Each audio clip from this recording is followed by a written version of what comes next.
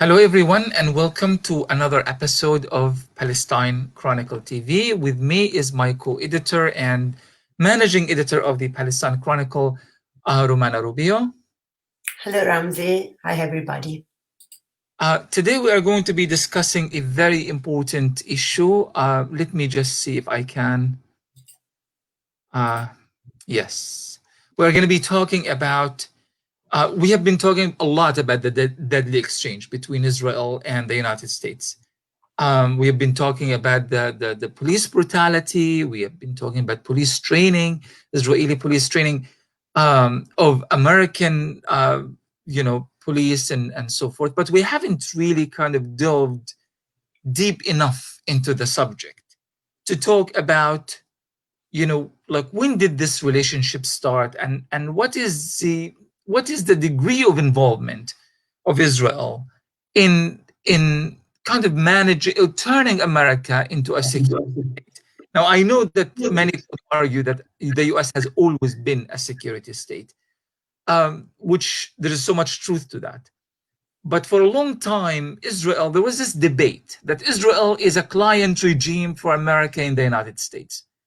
And come on, the debate has been settled a long time ago that at best, it's a partnership. At worst, the US is actually under the control of the Israeli lobby in terms of its Middle East foreign policy and so forth.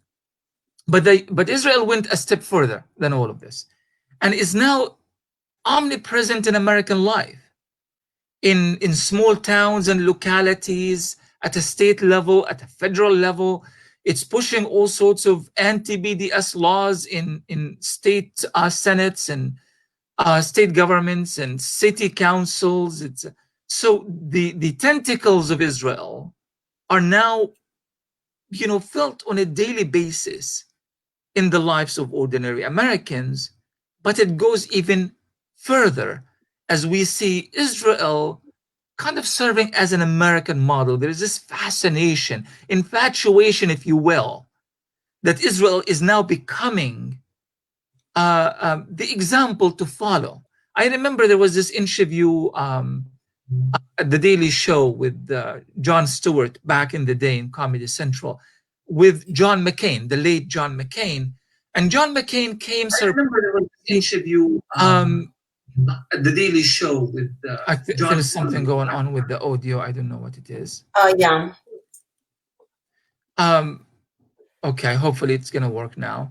John McCain came against, he was critical of the US torture tactics that are being used in Guantanamo, in Abu Ghraib, and elsewhere.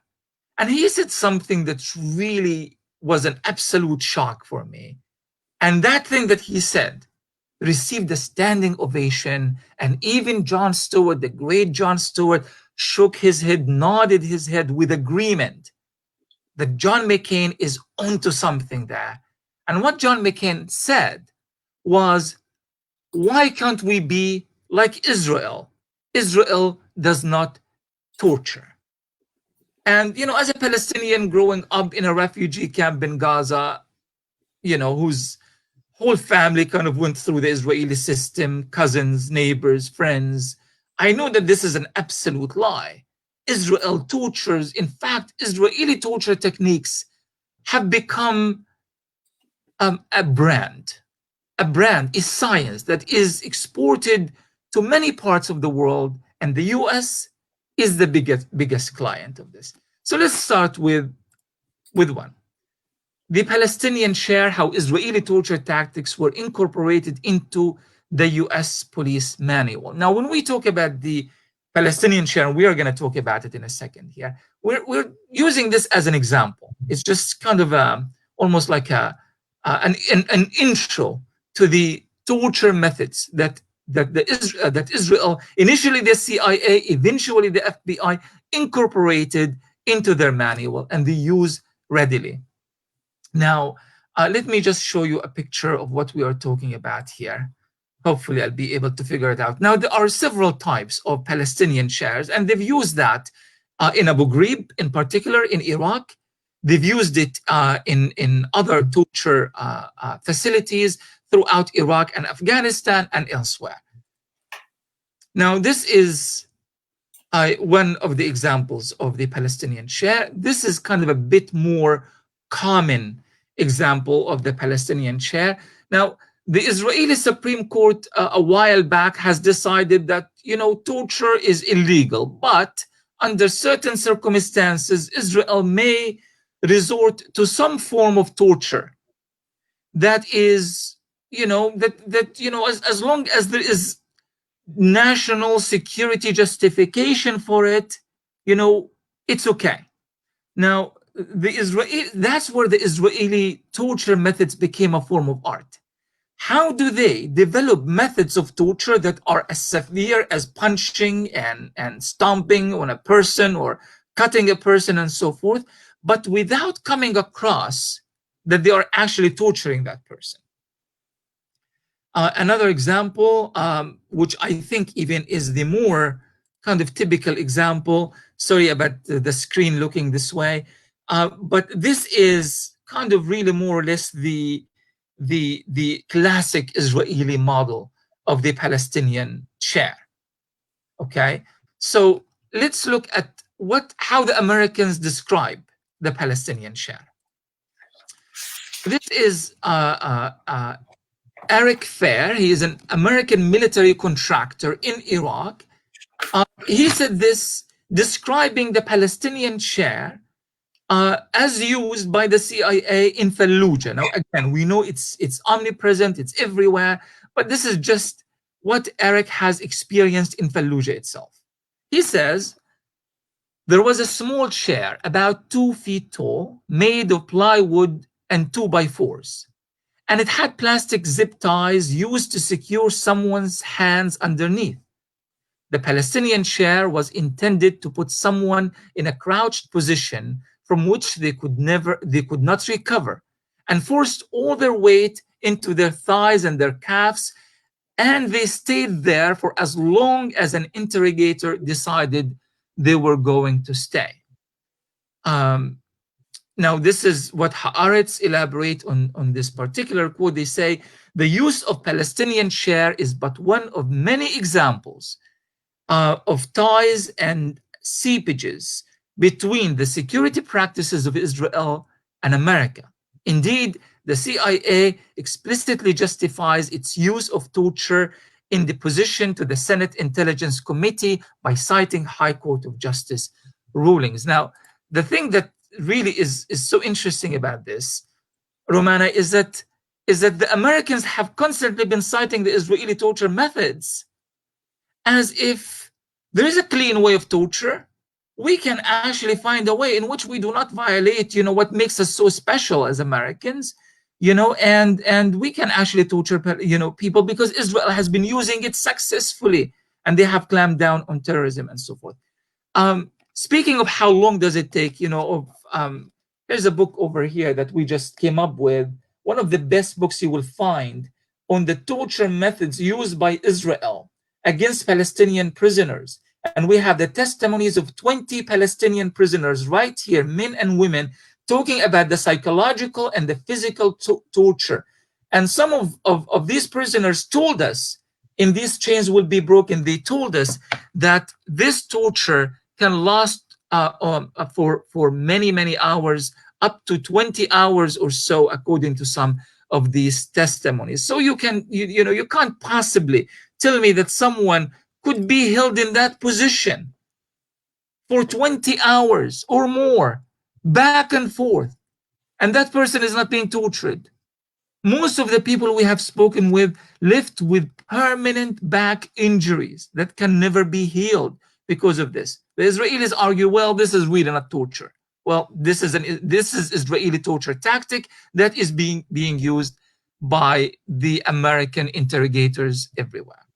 Romana, do you want to take it from here? Yes, what you were saying about, the Israeli example, the Israeli model.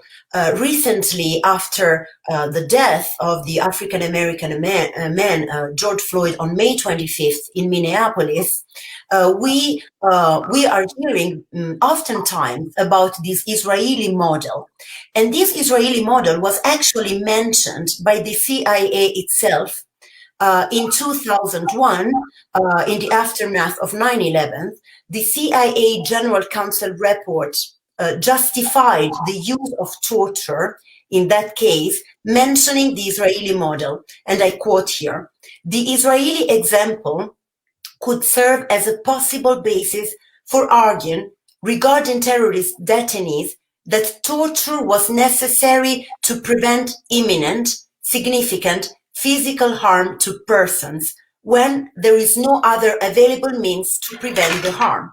So, of course, the justification is security reasons impose on us to use these techniques, and Israel has done it successfully, as you were saying. So this is working, and we, are gonna use it because Israel is a democracy, and we are a democracy too. So our torture is somehow justifiable. Exactly. And the hope is that Americans will wake up to this fact, that stop looking at Israel as the amiable example. Stop looking at Israel as, this flawless state that is doing things right. Israel is ruining whatever is left of your own democracy, whatever is left of your own laws. As I said earlier, their tentacles are now present and can be found even at city council levels throughout this country.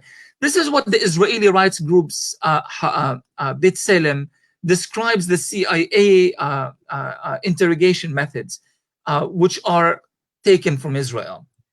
These Israeli methods, B'Tselem says, include depriving prisoners of sleep, forcing them into stress positions. Stress position is what, the picture that you see in front of you right now, that's stress position, threatening them, subjecting them to extreme temperature, and blasting them with loud music.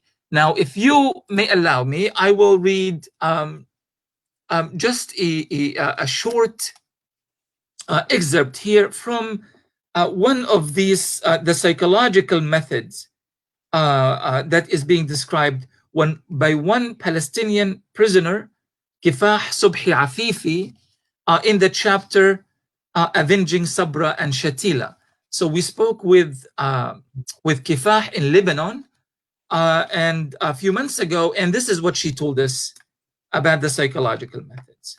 She says, during the first part of my imprisonment and interrogation, my jailers used all kinds of psychological torture. When I refused to give them information, they threatened to rape me. They said they would, quote, teach me what a man does to a woman, end of quote. They brought in a huge man with blue eyes to rape me. When he made 2 attempts, I said, if you want to rape me, go ahead. You raped my land and my people. Go ahead and rape me. After that, they left me alone. But they did not stop there. They put me into an animal cage, poured gasoline all over the cage, and threatened to burn me alive. They also brought in dogs to attack the cage. This is a testimony from Kifah Afifi in Lebanon about the torture methods used against her by Israeli interrogators in South Lebanon many years ago. And this is the kind of just a glimpse of the psychological warfare that a prisoner has to endure alone, without access to a lawyer, without access to a Red Cross support, without access to anybody. Rumana? Yes, and the use of these methods in the CIA prisons, in the United States prison, is actually confirmed in a report published in 2017 by the British Journal of General Practice. like the CIA refers to them as enhanced interrogation methods. Of course, we are not talking about enhanced interrogations, but instead of torture. And these methods include slapping, walling, stress positioning, cramped confinement, sleep deprivation, confinement with insects, extreme temperatures, and so on. And yes, we witnessed all of this with the prisoners that we talked to write these chains will be broken. And regarding the stress positioning and the Palestinian chair, I want to say that in various forms, it is used even against children who very often in Israeli jails do not understand what's happening to them. It is the case, for example, of Dima Ismail Al-Wawi, that her story is described in the chapter, The Girl Who Did Nothing. And she says, 7 large officers entered the room and began interrogating me all at the same time. So also the psychological element of torture. I was afraid. I kept repeating, "Ma mirtish iti." I didn't do anything. Before they left, they tied me to a chair that did not even have legs. I tried so hard to find a comfortable position. It was impossible. I stayed that way until after midnight. Dima, when she was arrested and when she was sitting on that Palestinian chair, was only 12. So it's really, really a very bad feeling. Absolutely. Now we'll go to the second point we wanted to make here, and that is the knee on neck hold. Now, this particular hold is the one that killed George Floyd, and it is kind of like the subject of discussion now. Many places are now, many states and city councils are forbidding this particular hold. Let me just remove the banner here so you may be able to see it better. I don't know why it doesn't want to. Okay. So this is something we are very familiar with in Palestine. It is the go-to tactic for the Israeli police and army. You bring a Palestinian, you throw him in the ground, the hordes come jumping all over his body, kicking and punching, and 1 or 2 officers place their knees on top of their face, and the face is on hard surface, asphalt, and they push as hard as they can. Now, this suffocation method is something that has been used by the Israeli army and police in Palestine for many years. While now we are talking about, this needs to stop, this needs to end. What is the point that you already hold disarmed, supposedly, if the supposed assailant has a weapon, is now disarmed and is under control? Why suffocate him? What is the point? What is the purpose of that suffocation? Of course, in the case of Floyd, he allegedly had a fake $20 bill.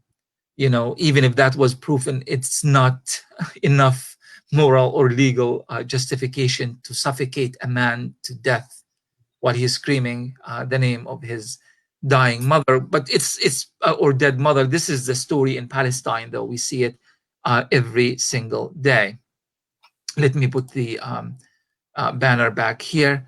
Now, this is what Amnesty International says about in a report, I believe it was in 2016, Romana. It's entitled, "With whom are many U.S. police departments training?" Now, let's look at these culprits. Now, of course, Israel immediately kind of is the first name. I mean, really, Americans, you've got to wake up to this. I mean, this is insane.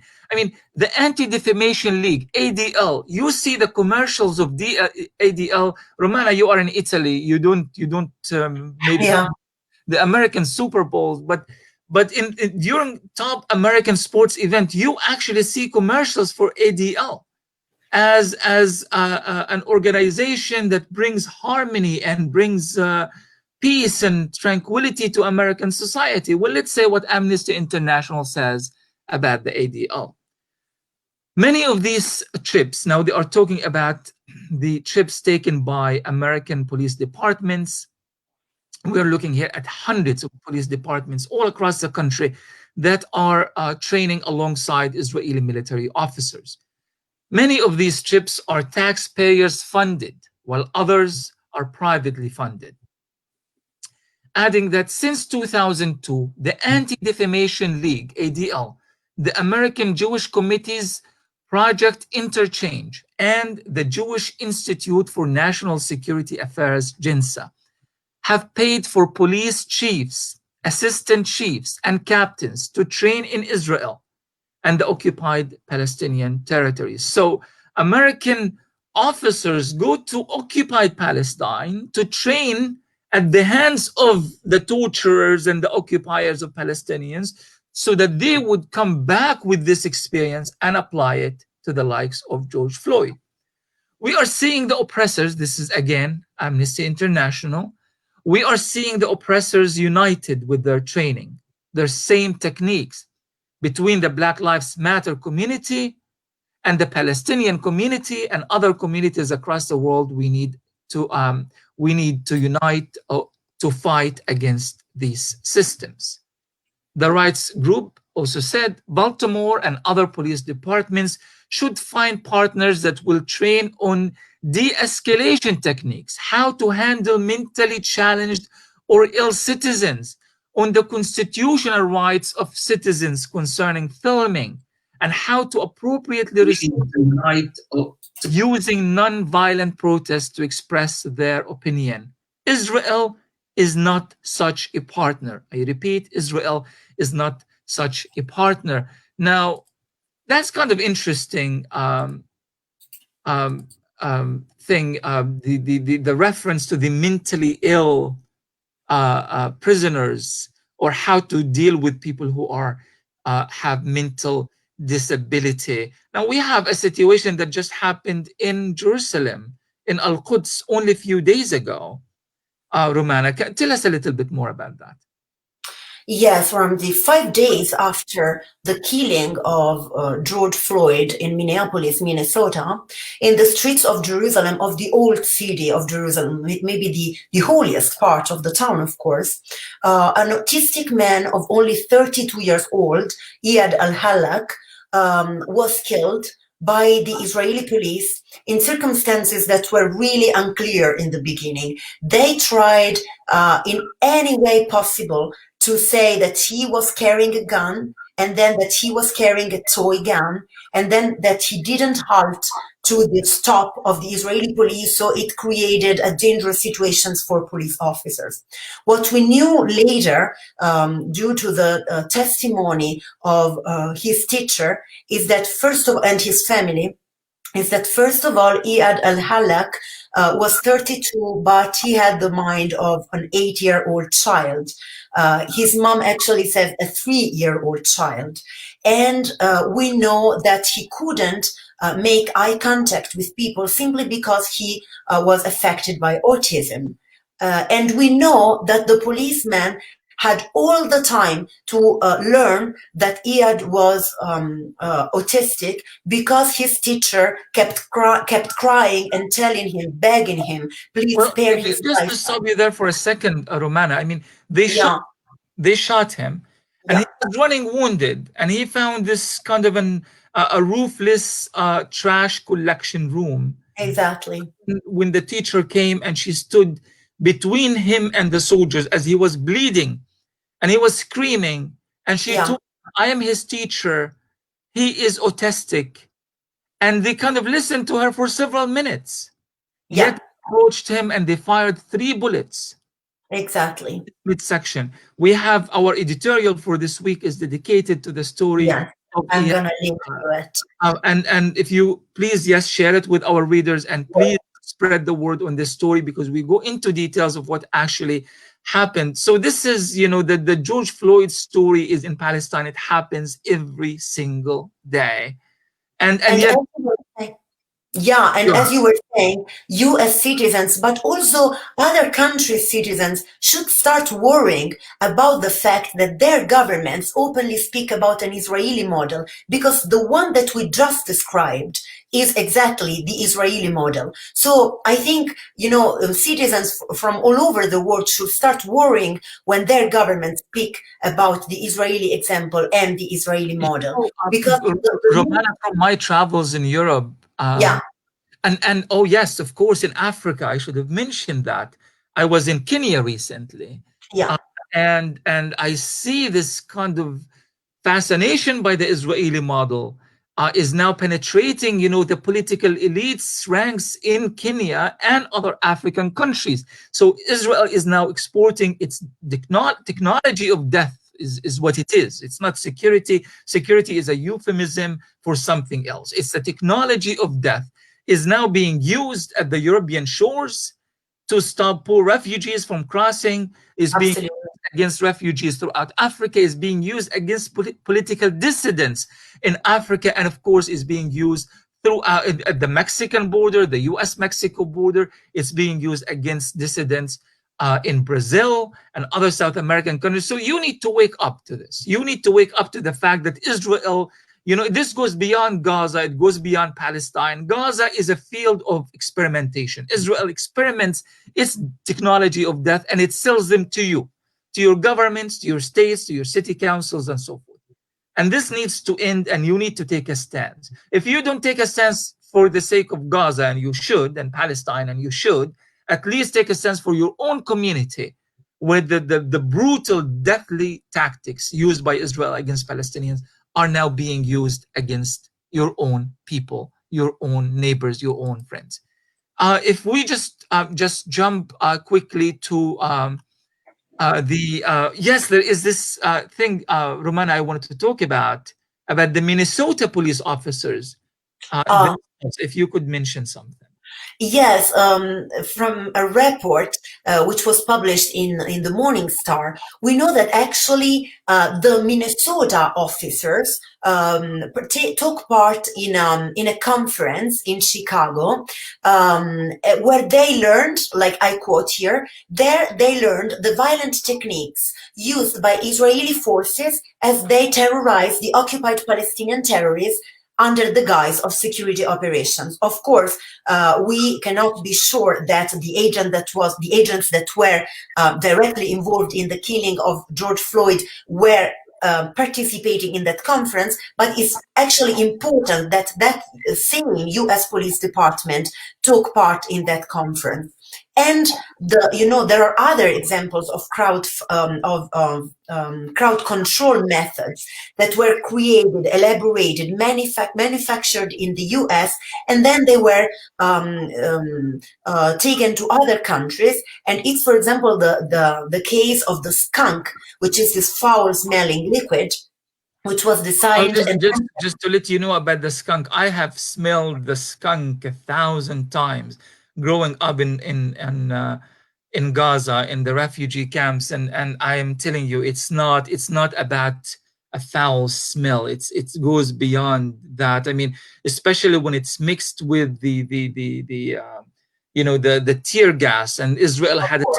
special kind of tear gas that is really not about generating tears per se. It is something so penetrating, you feel it in your brain. You add the skunk to it, and then you add the live bullets and the rubber bullets, and you are talking about an actual war zone against defenseless civilians, against people, children in elementary schools. I mean, this was used against us in elementary school. That was my earliest memory of it, was in elementary school, used against defenseless children who are protesting, demanding their freedom and justice for their people. And Um, what's really bothering Ramsey is that now you could smell the skunk in the US with this, constant militarization of US police, as we well, can I see. mean, speaking of, I mean, just look at the picture that we have on the screen right now, Romana. I mean, this wasn't the typical U.S. police officer. How did this happen? What was the transformation? Okay, so you have the so-called war on terror. The wars, the illegal wars on Iraq and Afghanistan, which kind of really emboldened the American security state and opened up the gates of fortune to these massive security companies. And in Washington, D.C. itself has hundreds and hundreds and hundreds of so-called anti-terrorism think tanks, literally a whole generation that made a career out of being experts on terrorism. And guess what? Most of these people are back and forth with Israel. Became the go-to place to learn the tactics, to develop the discourse, the language. Israel moved from being an illegal occupier of Palestine, violating international law, to the model to be followed. So now we see American police looking exactly like Israeli police. You see, Exactly. and you can't even tell the difference between a military man and a police officer who is supposed to basically just keep peace in the neighborhood. This is what the American police officer looking like, and therefore it really should not be a complete shock when this happens. This is not about a case of few rotten apples. Remember that argument they used in Abu Ghraib when the American soldiers were just having their pastime of torturing Iraqis, and then the justification they made, okay, these were just few bad apples. Well, it's really not, and it has never been the case, and this is the reality. So you need to wake up to this reality, and to take control of your governments, of your states, of your city council once more, and you need to push Israel out. This has to be part of the debate in America right now. I do not understand why could a single program on this issue on CNBC, NBC, CNN, forget about Fox News, that's a whole different business, but nobody is mentioning the Israeli tactics. You know that this was the core of the American transition from having a relatively normal police force into having military in the American streets. Just one thing, and I really don't want to be ranting here, but there was this argument that oh well, Donald Trump ordered the army out of Washington D.C. I don't think so. The army is still out there. If you live in Seattle, I live in Seattle, and we have mass protests here downtown Seattle. And when you see the police here in Seattle, you would never think that the army is out of Seattle. That's the army. Call it police, call it whatever. They are army. They are dressed up like army, and they are using army tactics against protesters. That's the reality of it. Now we just want to go into our last and final topic, and that is the security scam. The security scam, and I'm going to start with this particular banner. And if you could explain to us, Romana, what is this banner all about? Yes, first of all, we are talking, of course, about the US-Mexico border, and particularly the Arizona-Mexico border. What is happening there? You were talking before about the so-called combat-proven technology. That it means that basically Israeli companies try to sell their war technology, their deadly technology, saying that it is tested on the field. And what is the field? It means that it was tested and proven on Palestinians. This kind of technology is being sold everywhere in the world, not only in the US, Ramzi, but even in Europe. And we wrote an article a while ago about Europe buying technology for the border control against the poor refugees from the Middle East from Elbit System, which is the largest Israeli company in this field. And what is happening now that on the border between the US and Mexico, the US Customs and Border Protection is in the process of building a 160-foot surveillance tower. So what we are seeing here is a surveillance tower. And to build them, the Customs and Border Protection has entered a 26 million contract with the US division of Elbit Systems, which is exactly Israel's largest military company. And just speaking of Elbit System, I mean, we've written about it, but we are going to be writing more about it next week to explain to our readers how Elbit System has infiltrated the American security apparatus, and is now one of the major suppliers of so-called security techniques and security technology to the Americans to the American government, that is being used at airports, at borders, and in the surveillance and spying system on ordinary Americans. You know, there's just an interesting here I want to say about this, Romana, which is the Boston police. And this is just one of many, many examples. It's just not in Boston, but everywhere.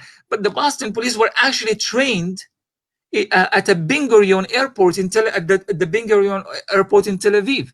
About how the screening process, how does it work? Now, since we know that Israel racially profile, I mean, they're not ashamed of it. They talk about it openly. In fact, they have a whole law called the Nation Law, which is basically asserts Israel as a Jewish state, and it degrades everybody else and every other religion and ethnicity, and they practice that every day. I mean, the Jewish-only roads, the Jewish-only settlements, the Jewish-only kibbutzim, the Jewish-only graveyards even, and they even spoke about Jewish-only wards and hospitals in Israel. So we know that Israel is a racial state, and everyone is racially profiled according to that. So when Boston police goes to the Ben Gurion airport to be trained on how to screen passengers, then we know for a fact that racial profiling is taking place. Now, I'm reading this quote is from the Deadly Exchange, and if you haven't visited deadlyexchange.org, please do. It's a very, very important website, and it has tons of information about this kind of sinister relationship. And they say, most U.S. law enforcement trainings include a tour of the Tel Aviv Ben Gurion Airport. So as I said, not just Boston, everybody else. A tour of the Tel Aviv Ben Gurion Airport featuring Israel's notorious passenger screening process conducted by airport personnel training by the Shin Bet itself, ladies and gentlemen. This is the FBI of Israel. So, and they are the ones, I mean, we talk about torture techniques. It is the Shin Bet that applies the torture techniques. So the Shin Bet, the notorious torturer and racial profiler, is the one that is actually leading the process of training American U.S. law enforcement personnel in the Tel Aviv Ben Gurion airport.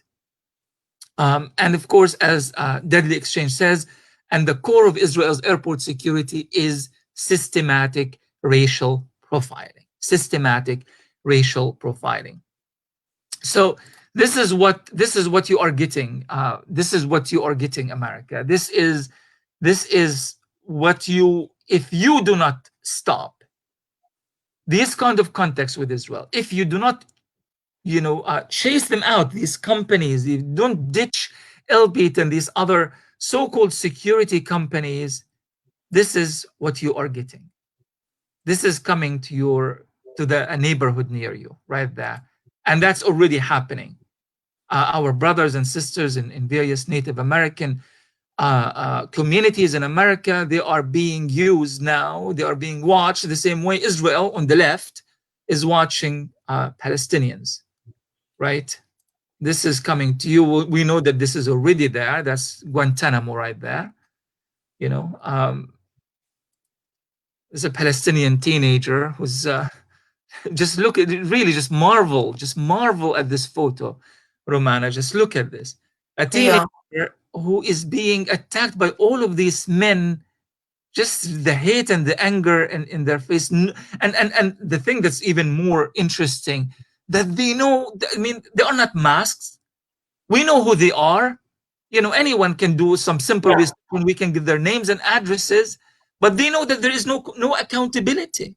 There is no accountability. To the contrary, maybe there is some reward in that society. They take credit for it, because Palestinians are so dehumanized that, such an action is not seen as something that has to be blamed, but to the contrary, something that has to be rewarded. So absolutely. In fact, I wanted to add more pictures. We wanted to bring more pictures, just showing you with the Israeli soldiers filming themselves with the tortured Palestinians, with the beaten Palestinian, with the handcuffed Palestinians as a trophy. And they are posting it on Instagram and Twitter and social media. And the Palestine Chronicle reported on that. Electronic Intifada reported on that, and other websites as well. Unfortunately, you don't see much of that in mainstream American media. And yeah, and Ron, there is a comment here from Jane Elliott that we say hi to Jane. She says, to confirm what we were saying about the fact that it's not only the US doing it, but even Europe. She says, my city, Glasgow, in Scotland, I'm going to show it, has surveillance contracts with Israeli companies, which includes not just facial, but emotional recognition too. So what we were saying, it's true. Like even Europe is fascinated by this Israeli model and is fascinated at a governmental level and at the people, among the people level. Like when you try to say these things to people, they look at you and they say, but Israel is a democracy, but Israel is a modern state in the Middle East, because their propaganda is so strong that in order for us to counteract it, we need to put all our efforts in it. We have to be really strong. Absolutely. So we have to be more vigilant. We have to think locally and globally at the same time, or think globally and take local action. So we are asking you to go beyond boycotting Israeli products and such. We want you to boycott the Israeli security state, because it's a sinister addition to already dwindling democracies throughout the world. And we can't, considering the challenge facing democratic movements and political dissidents in their own countries, you can't bring Israel to this mix, because Israel can never mix with anything like this and anything good come out of it. I just want to thank all of those who kindly listened to us. I want to just a shout out to Glenna Miles, recommending read Empire of Borders, Todd Miller, by Todd Miller, published by Verso Books in 2019.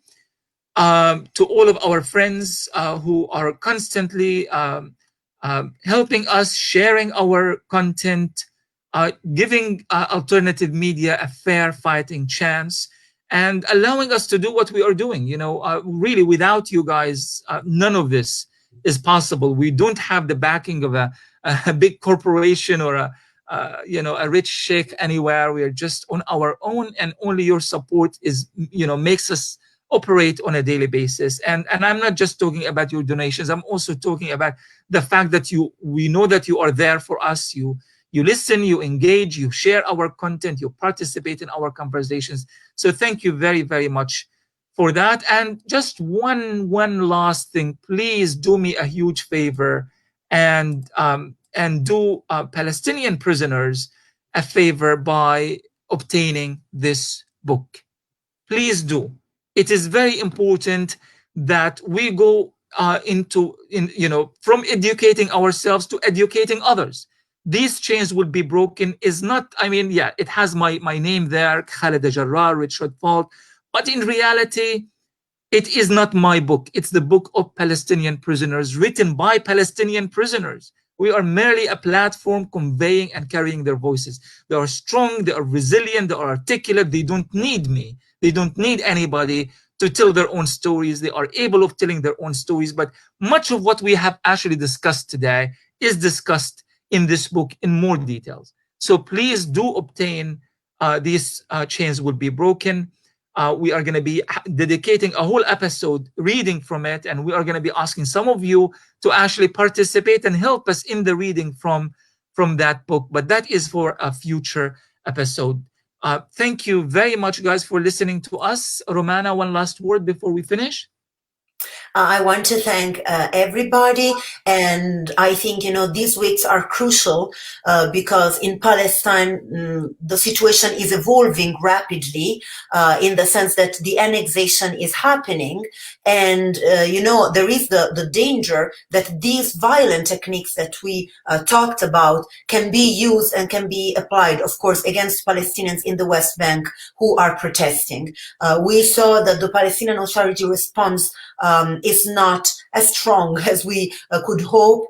Today, there was this shocking news that the PA said that a Palestinian Authority officer told the New York Times that they're going to stop any Palestinian resistance efforts despite they said that they are going to cancel security coordination with Israel. So we really need to follow the situation on the ground carefully and, be aware of what's happening in Palestine and know that what's happening in Palestine could happen in our streets and in our squares. Absolutely. I mean, in some way, this is very a strong point that those who are pushing the Palestinian narratives can make, is that we have always been asking for international solidarity, and we received some, but not enough to make a difference on the ground. And now the Israeli military machine is moving into your own territories. So it's a global struggle and it's global solidarity. We need to be talking about all of these issues, and we need to turn such principles as solidarity, or notions as solidarity and intersectionality, into meaningful action, practical action. What does it actually mean on the ground? We have lots of comments and lots of suggestions regarding boycott and such by our readers. We thank them all. A very quick question from D. Cummins saying, these chains will be broken. Can we order it from the Palestine Chronicle website? Currently, it's not available. You can order it from Amazon, from Clarity Press. We are going to put these. And I'm going to add a link of it now, to it, which is a very, very fantastic and independent bookshop in the US and Canada. But we will also actually make it available to our readers directly from through the Palestine Chronicle at one point in the near future. Thank you again for tuning in. Sorry, it took us a little bit more this time to finish. There were so many points that we wanted to cover, but thank you again. Thank you, Rumana, and tune in next week at 12 p.m., 10 p.m. Palestine time, 12 p.m. Pacific time for another episode of Palestine Chronicle TV. Bye-bye, everyone. Bye.